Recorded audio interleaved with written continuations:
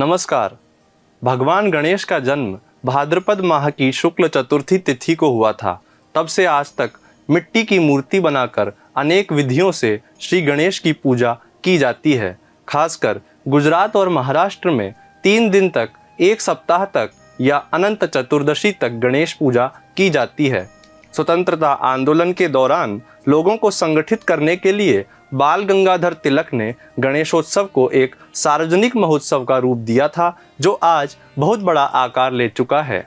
हिंदू धर्म में 5 महाभूतों के प्रतिनिधि ब्रह्मा, विष्णु, महेश, शक्ति और गणेश, इन पंचदेवों में गणपति का स्थान है। गणपति जल तत्व के स्वामी कहलाते हैं। उनकी माँ गौरी जहाँ तृतीया तिथि की देवी हैं, वहीं वे चतुर्थी तिथि के देवता हैं। इसलिए माँ और बेटे का पूजन साथ साथ गौरी गणेश के रूप में किया जाता है।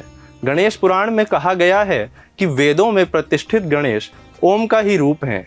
ओंकार रूपी भगवान यो वेदादौ प्रतिष्ठितः। यजुर्वेद में गणेश जी के लिए अनेक मंत्र आए हैं। भगवान शिव ने लिंग पुराण में गणेश जी को यह वरदान दिया था कि तुम सभी देवों में सबसे पहले पूजित होगे। ब्रह्मांड पुराण में माँ ललिता ने भी गणेश जी को सबसे पहले पूजा होने का वरदान दिया था।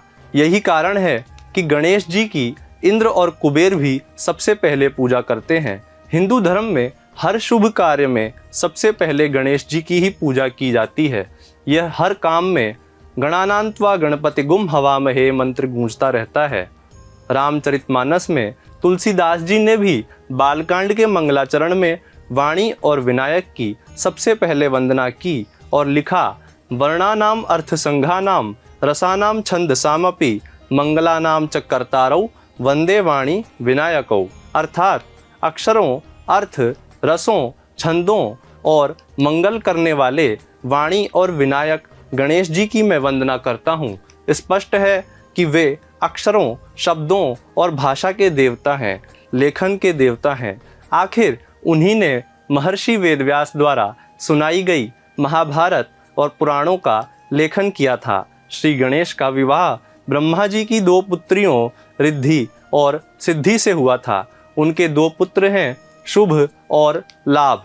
हिंदू धर्म के तंत्र शास्त्रों में श्री गणेश का विवरण भरा पड़ा है। शाक्तागम, शैवागम और पांचरात्र आगम की तरह गणपति आगम की विद्या अनंत है। स्कंद पुराण में भगवान शिव ने कहा है, मेरे आगम की तरह ही गणपति के आगम भी बहुतायत में है।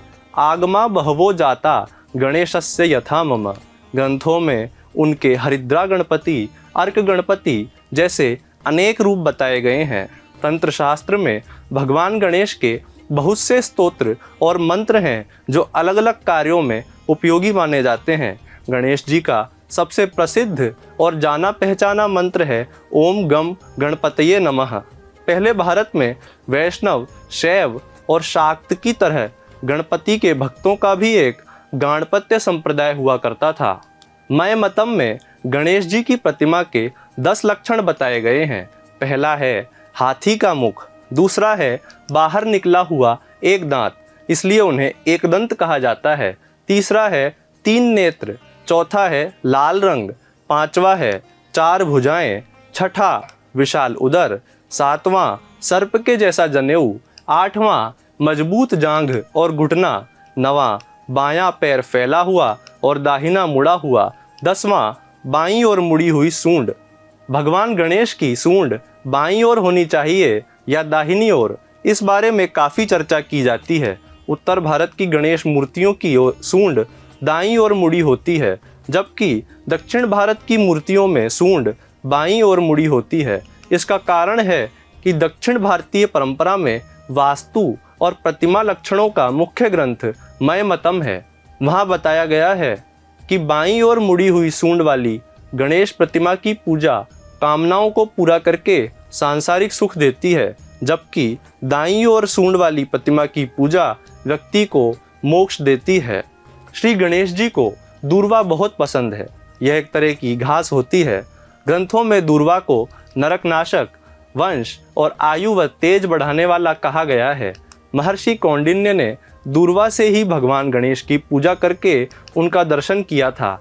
दूर्वा को ज्योतिष में राहु ग्रह से संबंधित माना जाता है, इसलिए गणेश जी को दूर्वा चढ़ाने से राहु जैसा ग्रह भी शांत हो जाता है। गणेश जी को शमी और मंदार के पुष्प बहुत प्रिय हैं। ज्योतिष में भगवान गणेश बुध ग्रह का प्रतिनिधित्व करते हैं, इसलिए उन्हें बुधवार प्रिय है। हरा रंग भी उन्हें प्रिय है। जब वर्षा ऋतु में उनका आगमन होता है तो प्रकृति भी सब ओर दूर्वा घास और हरियाली फैलाकर उनका स्वागत करती है।